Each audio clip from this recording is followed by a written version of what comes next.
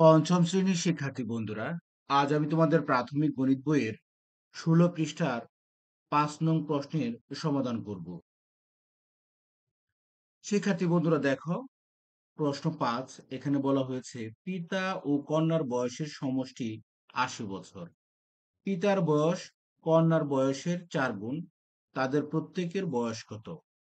বন্ধুরা আমি আবারও পড়ছি, পিতা ও কন্যার বয়সের সমষ্টি ৮০ বছর।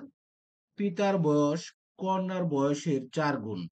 তাদের প্রত্যেকের বয়স কত? বন্ধুরা আমরা যদি এখানে প্রথমে কন্যার বয়সটা ধরতে পারি, তাহলে কিন্তু আমরা পিতার বয়সটা বের করতে পারবো।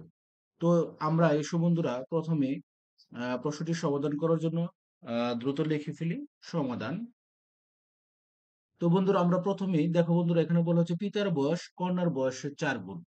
তাহলে আমরা যদি ধরি যে কন্যার বয়স, ধরি কন্যার বয়স সমান ক বছর।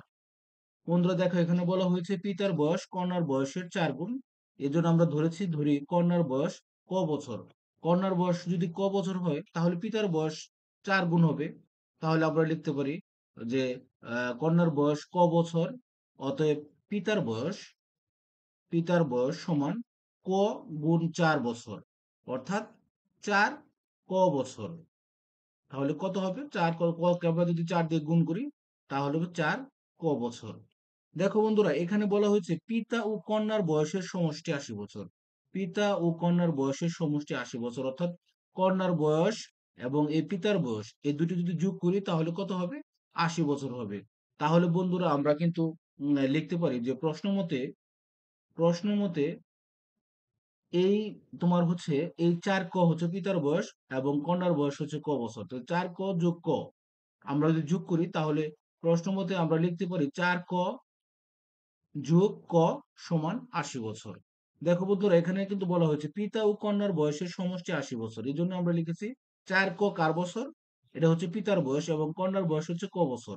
এই জন্য আমরা লিখেছি প্রশ্ন মতে ৪ ক যোগ ক সমান ৮০ বছর।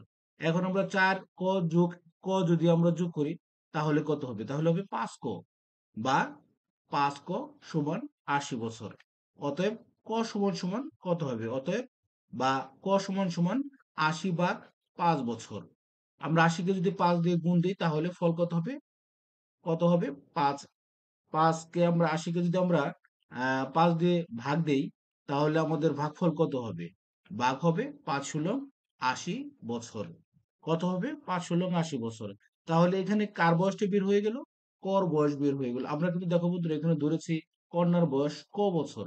তাহলে আমরা কিন্তু লিখতে পারি অতএব ক কন্যার বয়স, তাহলে যেহেতু কর মান কত বের হয়েছে? ১৬ বছর। তাহলে বন্ধুরা আমরা কিন্তু লিখতে পারি যে অতএব কন্যার বয়স ১৬ বছর। কন্যার বয়স ১৬ বছর।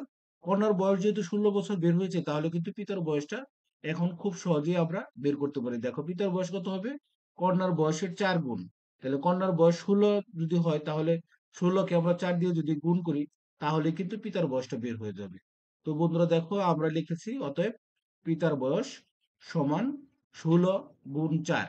এই দেখো বন্ধুরা এখানে কর পরিবর্তে আমরা ১৬ লিখেছি এবং ৪ জায়গায় ৪ লিখেছি। তাহলে ৪ কে যদি আমরা ১৬ দিয়ে গুণ দেই আমাদের ফলাফল বের হবে কত?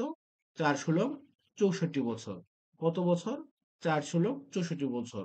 তাহলে কিন্তু বন্ধুরা আমরা পেয়ে গেলাম কন্যার বয়স ১৬ বছর এবং পিতার বয়স হচ্ছে ৬৪ বছর। তাহলে বন্ধুরা আমরা খুব সহজেই লিখতে পারি যে উত্তর কন্যার বয়স ১৬ বছর এবং পিতার বয়স ৬৪ বছর। কন্যার বয়স কত বছর বের হলো? ১৬ বছর এবং পিতার বয়স ৬৪ বছর। বন্ধুরা এসো আমরা আবারও একটু দেখে নিই। দেখো বন্ধুরা এখানে বলা হয়েছিল যে পিতা ও কন্যার বয়সের সমষ্টি ৮০ বছর। পিতার বয়স কন্যার বয়সের ৪ গুণ। তাদের প্রত্যেকের বয়স কত? আমরা ধরে নিয়েছি যে কন্যার বয়স ক বছর, অতএব পিতার বয়স ক গুণ ৪ বছর সমান ৪ ক বছর। প্রশ্ন মতে দেখো এখানে বলা হয়েছে যে পিতা ও কন্যার বয়সের সমষ্টি ৮০ বছর। আমরা প্রশ্ন মতে লিখেছি ৪ ক যোগ ক সমান সমান সমান ৮০ বছর। এখন ৪ ক এবং ক যদি যোগ করি তাহলে হবে কত? ৫ ক।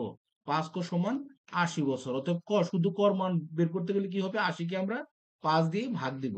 ৮০ কে যদি আমরা ৫ দিয়ে ভাগ দিই তাহলে কত হবে?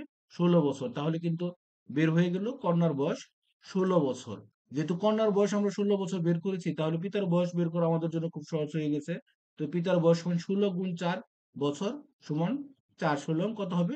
64 বছর। তো আমরাও লিখেছি উত্তর, কন্যার বয়স 16 বছর এবং পিতার বয়স 64 বছর। তো শিক্ষার্থী বন্ধুরা, আজ আর নয়, আবার কথা হবে পরবর্তী ক্লাসে। সে পর্যন্ত সবাই ভালো থেকো, সুস্থ থেকো। আল্লাহ হাফেজ।